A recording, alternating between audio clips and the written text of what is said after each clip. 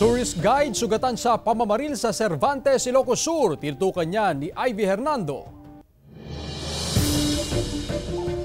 Mga kapwa tourist guide na ang nagtulong-tulong upang maibaba mula sa Mount Tuwatog ng Barangay San Luis, Cervantes, Ilocos Sur ang tourist guide na si Alpili Cudan, 39 anyos, matapos mabaril sa tiyan.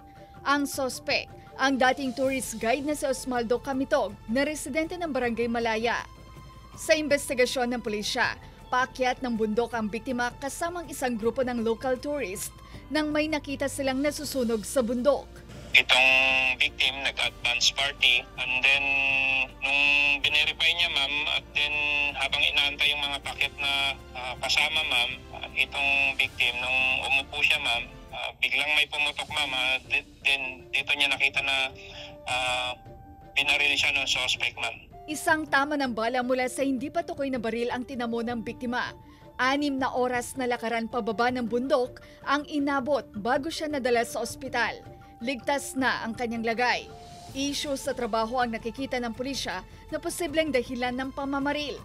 Parang inalis yata kaya doon na nagtanim ng sama ng loob, parang may babalikan siya pag hindi siya naibalik sa trabaho niya. Patuloy na pinaghahanap ng pulisya ang suspect. Kasama si George Benson, Ivy Hernando, 1 North Central Luzon.